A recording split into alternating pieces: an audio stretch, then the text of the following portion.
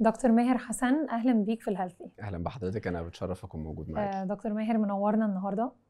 حضرتك رئيس قسم جراحه الثدي في مستشفى بهيه، واسم جراحه الثدي ده اسم بيخوف شويه، فخلينا واحده واحده علينا، لانه طبعا السرطان عموما كمرض لسه ليه هيبه مع كل التطورات اللي عماله تحصل.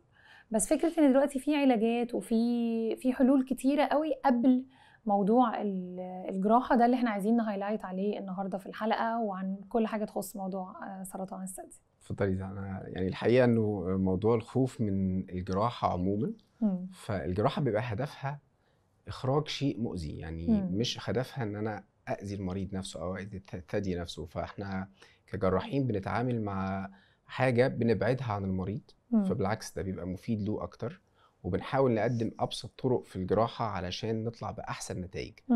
موضوع الخوف عموما من السرطان دي حاجه مرعبه جدا، وللاسف منتشره جدا للثقافه اللي كانت موجوده على ان ده حاجه ما بتخفش. بس زي ما حضرتك تفضلتي، لا، السرطان دلوقتي في كل يوم بمعنى كلمه كل يوم جديد في العلاج، جديد في الجراحات.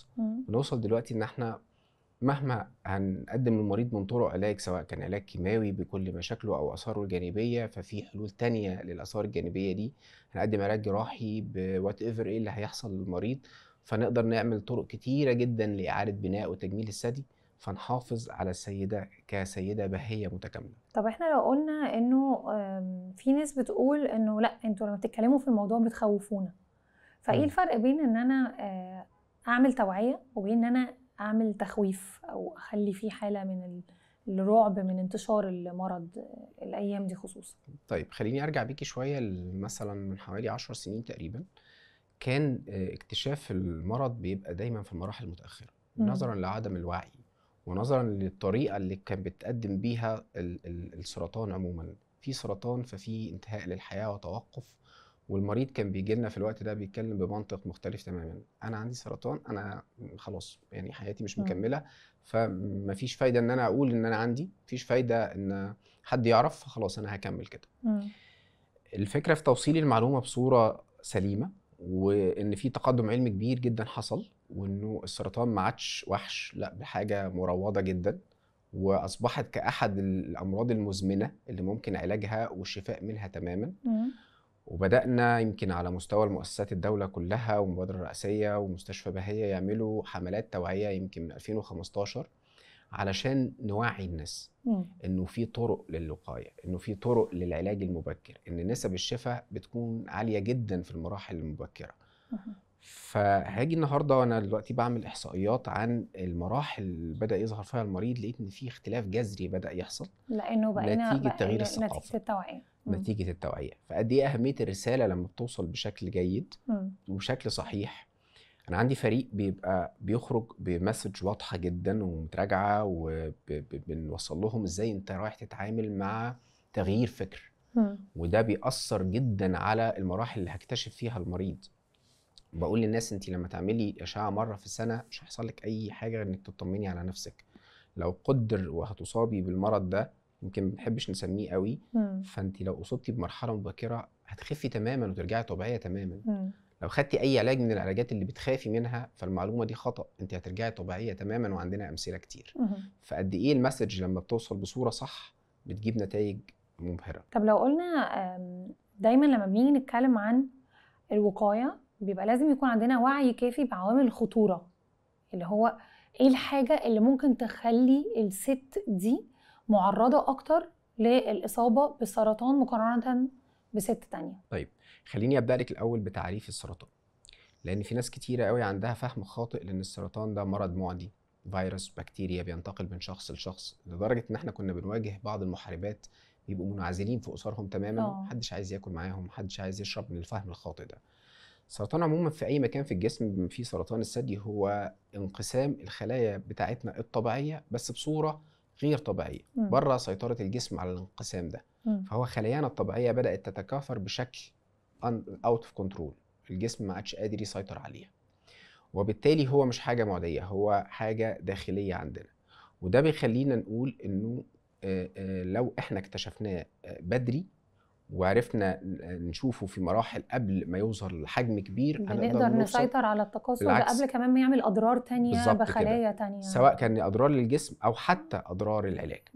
وبالتالي عشان نقول ان في سبب مباشر للسرطان، لان هو انقسام خلايانا احنا الطبيعيه، حتى الان مفيش سبب مباشر للسرطان عموما غير في بعض الحالات زي التدخين مثلا، ده مثبت بتهييج الخلايا بشكل مباشر سواء في الثدي او في الجسم كله. كحوليات تم اثبات ان هي بتهيج الخلايا تنقسم بالشكل ده برضه في الجسم كله. ولكن سرطان الثدي مرتبط اكتر ببعض العوامل اللي لو موجوده نقلق اكتر. مش معناها نقلق ان احنا يعني مش هنلاقي علاج، لا، نقلق عشان ناخد رأي حد متخصص بدري. ومنها التقدم في السن، يعني لما بنلاقي احد امهاتنا بتشتكي ان عندها كتله في الثدي وهي سنها كبير، لا لازم تاخد رأي دكتور، على عكس ما لو كانت احد اخواتنا سنها في صغير، لا غالبا دي حاجه بسيطه بس برضو ناخد رأي دكتور بس تطمن اكتر. بس غير لو حد كبير في السن لازم لازم، خصوصا فوق سن 40 او فوق سن 50. من العوامل الثانيه المهمه برضو هو ان وجود احد افراد العيله مصاب بسرطان الثدي. ولكن برضو عشان الناس ما تخافش، هو مش معنى ان في حد في العيله مصاب بسرطان الثدي ان في بقيه الافراد هتصاب، عشان ما يحصلش نوع من القلق على الفاضي. لا، بيبقى في نسبه زياده اعلى في العيله دي، سواء كان بارتباط جيني او غير جيني، لان في بعض العائلات عندها تركيب جيني معين اسمه براكا جين ميوتيشن، ده بيكون في استعداد للعائله دي بالتحديد ان يحصل لها سرطان الثدي، زي ما حصل مع انجلينا جولي. وعملت ما يسمى بالتفريغ الوقائي للثدي وعملت إعادة بناء، والحمد لله هي طبيعية تماما. فبعض العائلات دي بنعرف الموضوع ده امتى؟ لما يكون في أحد أفراد العيلة في سن صغير في أكتر من فرد ودرجة قرابة أولى حصل لهم سرطان الثدي، فباقي الأفراد يهتموا أكتر شوية. من العوامل الثانية المعروفة بارتباط مباشر بسرطان الثدي هو التغيير الهرموني لهرمون الاستروجين بشكل كبير على الثدي وتهييج خلايا الثدي. التركيب الطبيعي لينا كلنا ان في نسب استروجين بشكل طبيعي عند كل السيدات، ولكن لما النسبه دي تزيد سواء بطريقه خارجيه لتناول ادويه لعلاجات بصوره تحت غير تحت اشراف طبيب، فده ممكن يهيج الخلايا بشكل كبير. او ان يكون في بعض الاورام في جسمنا زي اورام في المبيض بتفرز برضو هرمون الاستروجين بنسبه عاليه جدا عن النورمال رينج، فده يخلينا عرضه اكتر. فلو في حد من عنده بعض الجروبس دول عنده الاعراض دي، ده يقلق اكتر فيروح ياخد راي دكتور لاي سبب، ويهتم بموضوع الفحص ويهتم بموضوع لو في اي حاجه غريبه، لا لازم افهم بالظبط ايه هي. يمكن دي بعض النقط، الكلام على بعض المسببات اللي قد تخلينا نهتم اكتر وتخلينا نروح ندور على زي ما حضرتك قلتي الاعراض اللي اهمها ان نلاقي كتله موجوده في الثدي، وخصوصا الكتله الغير مؤلمه على عكس الفهم. على عكس الفهم على عكس فهم. انا بشوف للاسف امهاتنا بيجوا لنا في مراحل متاخره وتقول لي هي حاجه ومش وجعاني فانا سبتها، والحياه اليوميه بقى اللي انا الولاد والمدارس وكده واخداني في دنيا تانية فما بتوجعنيش، فانا جيت لك لما بتوجعني. للاسف السرطان لا يؤلم الا في مراحل متاخره. ففي البدايه الكتل الغير مؤلمه بتخوفنا اكتر من الكتل المؤلمه. تاني اهم عرض ممكن يقلقنا اكتر ان يكون في افراز دموي من منطقه الحلم. في افرازات كتير قوي بتحصل لكل السيدات على مدار حياتها كلها، سواء افرازات في وقت الحمل من افرازات لونها شفاف، او افرازات ما بعد الولاده ومن بعد الرضاعه في لونها اخضر او اصفر، التهاب في القنوات. ولكن اللي بيخوفنا اكتر هو الافراز المدمم، وخصوصا لو مستمر.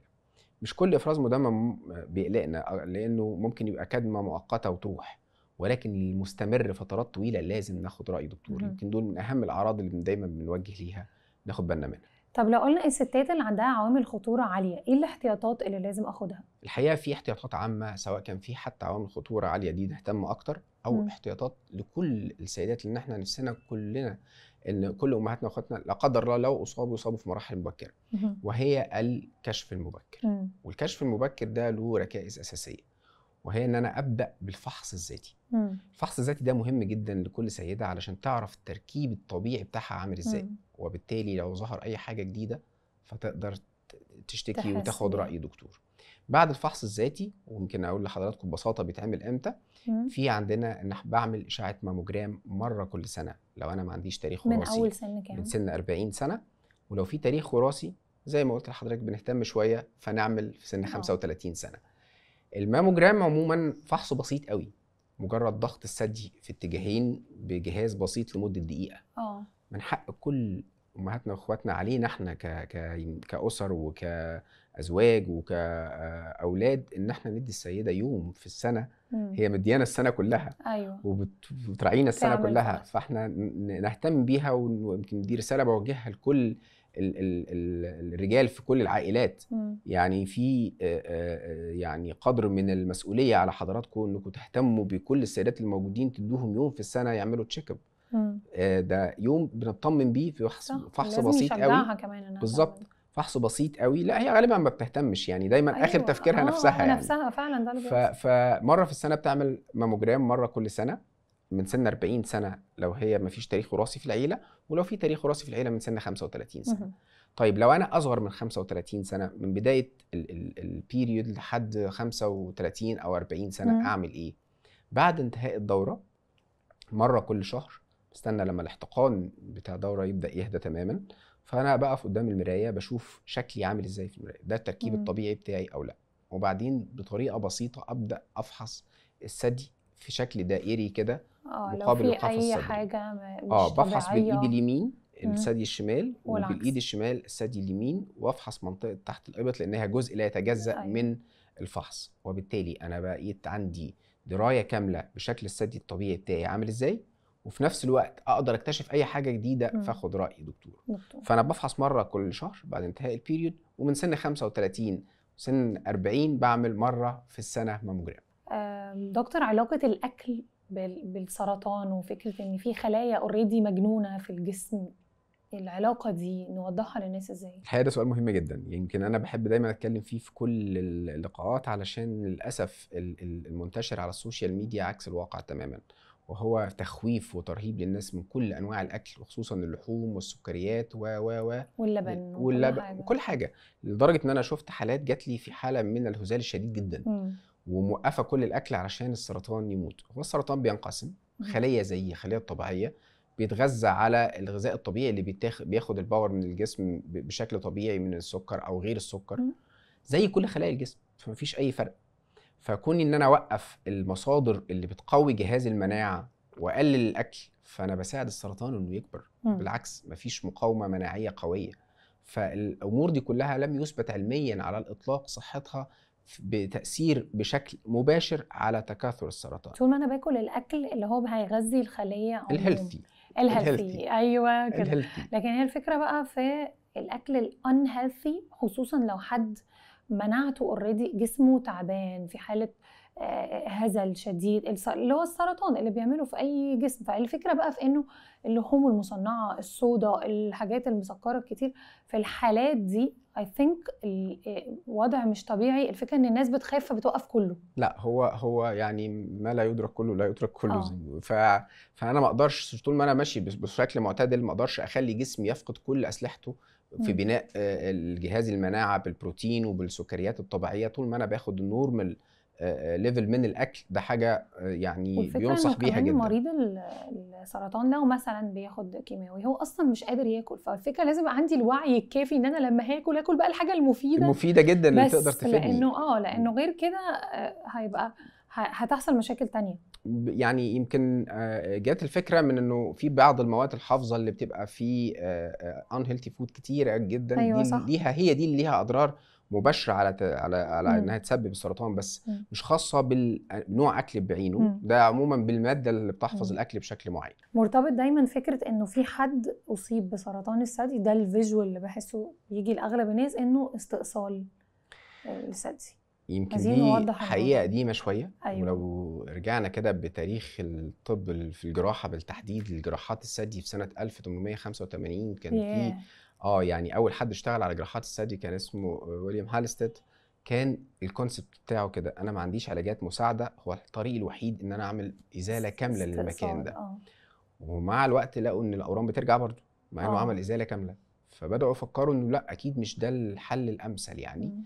فتطورت الامور في التسعينات في ايطاليا الى الاستئصال التحفظي للاورام، ونشيل بس الورم وندي اشعاع. فالاشعاع بدا يساعدنا كتير انه ما يحصلش ارتجاع للاورام، فلقوا انهم ايكوال وانهم زي بعض. وبعدين مع العلاجات الكيماوي اللي موجوده الحديثه والعلاجات المناعيه اللي موجوده بدانا نلاقي كمان ان الورم ممكن يصغر اكتر واكتر. فنقدر نشيل الورم بس. ووصلنا دلوقتي لمرحله ان احنا نقدر بانواع كتير من الجراحات نشيل اورام حجمها كبير، ولكن بما يسمى بالأونكوبلاستيك سيرجري او عمليات اعاده البناء او عمليات التجميل ما بعد الاستئصال. بنرجع نعيد بناء الثدي بالكامل، او حتى مضطرين نعمل استئصال كامل للثدي.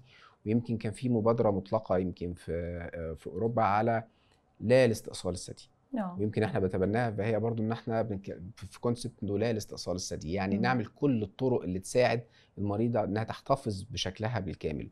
ويمكن لقينا ان ده له يعني فيري بوزيتيف افكت على حياتهم عموما، وعلى كمان تقبلهم لاستكمال الرحله. صح، لما بتخرج من اوضه العمليات عندها شكل الى حد ما مقبول، وبتقدر تبقى عندها الدافع الداخلي انها تكمل الرحله، على عكس تماما لو هي عامله استئصال كامل طبعا. بتبقى محبطه جدا ومش عايزه حتى تكمل بقيه طريق العلاج.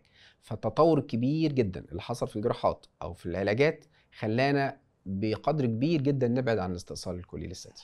التطور ده يعني قد ما الدنيا اتطورت بس لسه في العلاج الكيماوي وبرده مرعب طبعا. طالما في حلول احنا في نعمه، طول ما احنا قدامنا حلول احنا في نعمه. بس خليني دايما بفكر بصوت المريضه او الحاله اللي احنا بنتكلم عنها في البودكاست. فالعلاج الكيماوي ومشاكله وتأثيره على نفسية الست وعلى شكل الست. طيب خليني اقول لك دايما ان انا بقول للمريض انه انت شريك معايا في العلاج. انت هتحارب معايا المرض ده، مش انا لوحدي اللي هقدر احاربه، لان جهازك المناعي لازم يبقى معايا، فلازم تبقى عندك وعي كامل. فده بيبدأ من فكرة التوعية.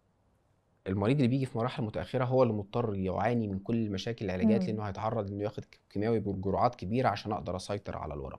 إنما اللي هتيجي في مراحل مبكرة ممكن تتفادى تماما كل مشاكل العلاج الكيماوي المرعبة، أو اللي هي دلوقتي الحمد لله بقى لها حلول كتير. ولكن خلينا نتكلم إنه برضو لسه الوعي مع الوقت بيزيد، ولسه إحنا محتاجين نشتغل أكتر وأكتر، وكل المؤسسات شغالة، فهنشوف مرضى في مراحل متأخرة، فبنضطر ندي علاج كيماوي. الحقيقه ان التطور الكبير برضو في العلاجات الكيميائيه الموجوده دلوقتي والعلاجات الموجهه، بدا نلاقي ان في ادويه كتير قوي بتتاخد علشان الاثار الجانبيه، سواء من التهابات المعده، سواء من سقوط الشعر. فبتاخد ادويه مع الجلسه، وكمان في تقسيم للجلسات بشكل معين عشان تاثيرها يبقى اخف على المريض. فبنحمي الجهاز الهضمي بشكل كبير، وبنخلي كمان الحاجات اللي بتحصل من سقوط الشعر ومن التأثير نضارة البشرة والجسم تبقى أقل. ودلوقتي الشعر بيرجع طبيعي تماما بعد 3 شهور من انتهاء الكيماوي، بالعكس بيرجع أقوى كمان. فما بقتش حاجة مرعبة، معظم الناس أصلا في شعرها بيقع عادي، ولكن هي دايما بتربطه بالمرض. إنما مجرد ما الفترة دي بتعدي، فإحنا بنقول لهم دي رحلة فترة مؤقتة هتنتهي، هترجعي طبيعية تماما. ولقوا أمثلة قدامهم بالفعل حصل، واخدوا العلاج واخدوا الجراحه ومروا بكل التجربه ورجعوا في كامل البهاء مره تانية. فلا، الامل موجود، والعلاج مهما كان له اثار فاحنا شغالين ازاي نقللها بادويه، وان المريض يبقى متقبل ده، فجهاز المناعه بتاعه يقدر يقاوم معانا اثاره الجانبيه، وكمان هي اثار مش اثار دائمه، لا ده تختفي تماما مع الوقت. طب دكتور ماهر، من تجاربك الكتير مع التعامل مع الستات اصلا مش سهل، ستات وهرمونات ودراما وحاجات، فبتتعامل مع الستات في مرحله صعبه من حياتهم. يعني هي الست دي نفسها اللي انت بتتعامل معاها هي مش نفس الشخصيه دي في العادي، فده غير ايه في شخصيتك؟ لا الحقيقه الموضوع يعني الشغل عموما في السرطان، وكمان في سرطان الثدي، يمكن انا بشتغل سرطان الثدي بس 10 سنين، فانا بتعامل مع السيدات فقط. وبتتعامل زي ما حضرتك قلتي كده، ممكن في ناس في سن صغير ومضطرين يعملوا حاجات، لسه الناس ما اتجوزتش برضه مضطره تعمل عمليه للاستئصال او وات ايفر ايه. فخلانا بنفكر ان احنا بنتعامل مع مريض متكامل مش مع مرض. يعني انا لازم اسمع، لازم اتقبل كل الانتقادات اللي في الاول، لا انا مش عايزاه، والرفض الكامل، وادي اوبشن ان انا اسمع مره تانية ومره ثالثه، واقول كل الطرق المتاحه، ونتناقش مره واتنين، وبنعمل جلسات نقاشيه. يعني لما بنيجي نبلغ المريضه بقرار العلاج بتاعها، واحنا عارفين انه ساعات بيبقى قرار مؤلم، فانا بقول لها لا، هو انا متاكد انك ما سمعتيش حاجه مني المره دي مهما كنت شرحت، فنقعد مره تانية بكره او بعده. فهي لو عندها باك جراوند واريا وشايفه التفاصيل ممكن تقولي القرار في وقتها. او نقول القرار بعد كده وترجع تغيره تاني. بقى لازم يكون عندك قدره على انك تتحمل مريض كمريض متكامل بكل مشاكله، سواء كانت الخاصه بالمرض او حتى الخاصه بطريقه التفكير او طريقه التعامل. فالصبر في التعامل مع المريض وانك تديله كل الاوبشنز من اهم طرق العلاج على فكره، مش مجرد بس الادويه. صح. لا، التعامل مع مريض بشكل متكامل واحترام كل اسئلته وكل تخوفاته، لان دي حاجه بتحصل له مره واحده في الحياه. انت بتشوفها كل يوم انما هو بيشوفها مره واحده في الحياه. صح. فمن حقه انه ينفعل، من حقه انه يبقى عنده رفض كامل للعلاج، وشوفنا ناس كتير رافضين تماما ومع الجلسات مره واثنين وثلاثه قدرنا الحمد لله نرجعهم لطريق العلاج. بالاضافه لحاجه مميزه جدا في المستشفى وهو فريق الدعم النفسي وفريق البيشنت نافيجيشن، او في فريق متكامل قاعد بس بيبقى مركز تماما مع المريض انه ما يفقدش رحله علاجه، لانه سمع من الدكتور كلمه وما سمعش بقيه الكلام، خلاص هو منتلي بلوكد، خلاص ما عادش قادر يفكر. فبيبقوا على تواصل معاه مجرد خروجه لحد ما يرجع تاني، يسهلوا له كل حاجه واي استفسار ليه ويوصلوها للدكاتره ويعملوا التواصل ده. فبتحس ان في حد يعني محيط بيك من كل حاجه وفاهمك كويس قوي ومتقبل كل الوضع اللي انت فيه. فلازم احترام النقطه دي كلها والتعامل جدا طبعا. التعامل مع المريض ككل يعني. طب دكتور، حاسس انه الخبره الطويله دي مع ستات بتحارب مرض كل شويه في مستجدات وكل شويه لسه عامل برضو خوف للمجتمع، حاسس انه التعامل مع الستات دي على مدار السنين دي غير ايه في شخصيتك انت نفسك؟ اتعلمت منه ايه؟ لا الحقيقه الحمد لله يعني يمكن ده اداني قدره كبيره ان انا استوعب حاجات كتير قوي. كنت زمان ببقى عندي تحمس شديد ان انا اخد قرار سريع او ان انا اقول هو ده وبس انما لا، زي ما حضرتك قلتي المتغيرات كتيره كل يوم، فانا لازم احترم المريض ككل، فاقدر اديله احسن حاجه. لو هغير قراري تاني واغير من طريقه العلاج بس تكون في الطريقه اللي تسمح بالعلاج الصح للمريض، فان يبقى عندك جانب كبير من الصبر في استقبال كل ما هو مخاوف للمريض وانك تلبي له احسن حاجه تنفعه. ده جزء اساسي في نجاحك كطبيب، مش مجرد انك تبقى شاطر كهاند سكيلز او شاطر علميا بس. فلا، انت لازم تكون قادر تستوعب الحاله ككل.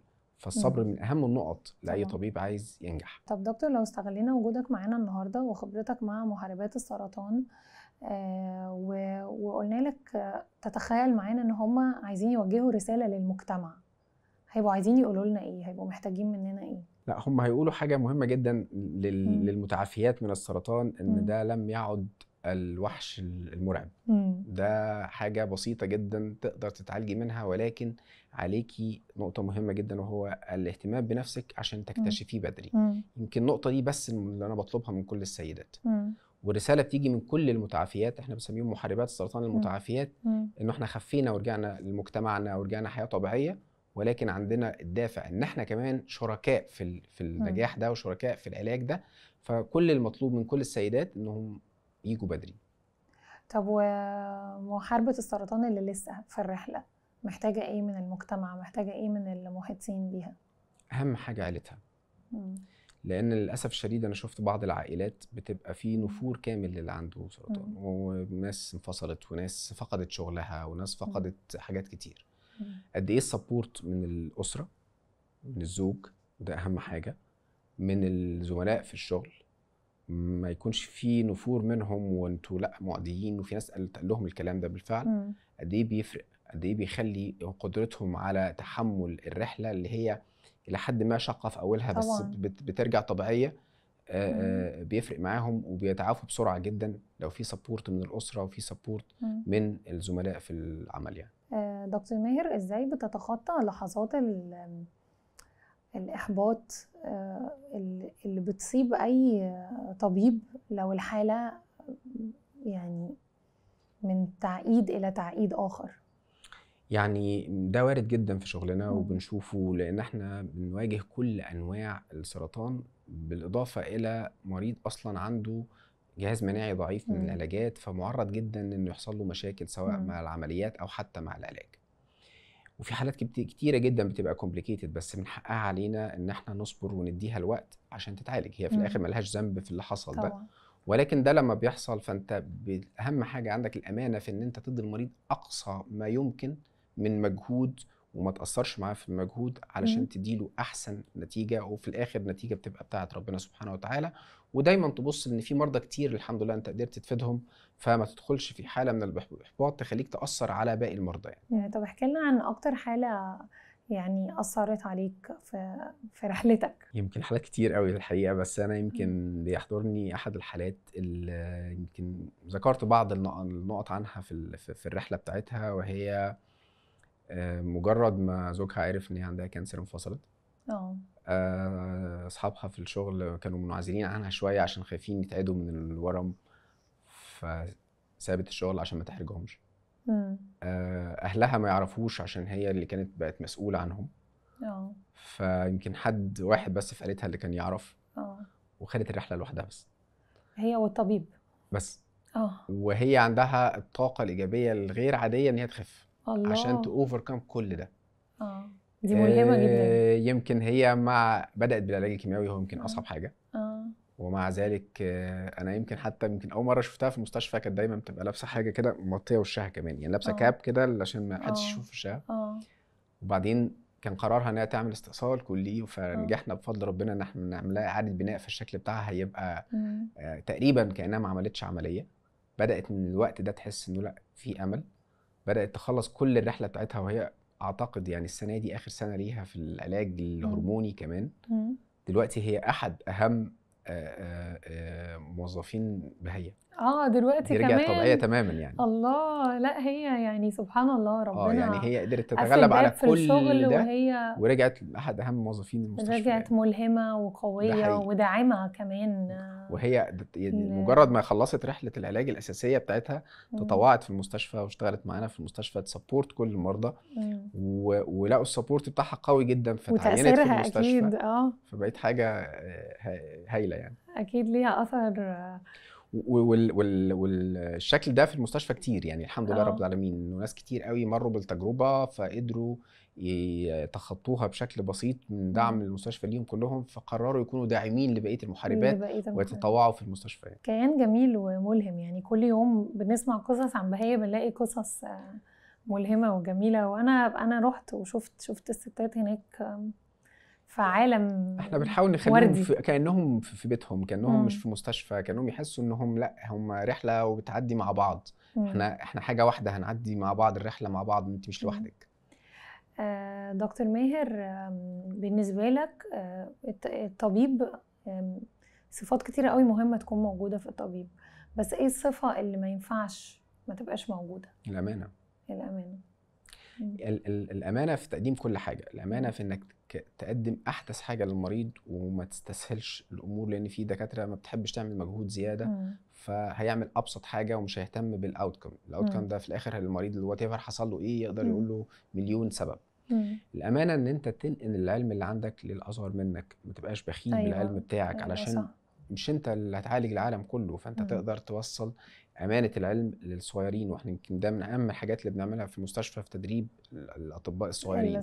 الامانه في انك تجاوب المريض على كل حاجه، وانك تحتفظ بكل كلمه هو مش عايز حد يعرفها، انك امين عليه. الامانه وانت في غرفه العمليات، لانه المريض بيبقى كله متخدر، فهو سايب لك كل حاجه بعد ربنا سبحانه وتعالى. انك تستر المريض نفسه، وفي نفس الوقت تعمل له احسن حاجه تقدر تعملها.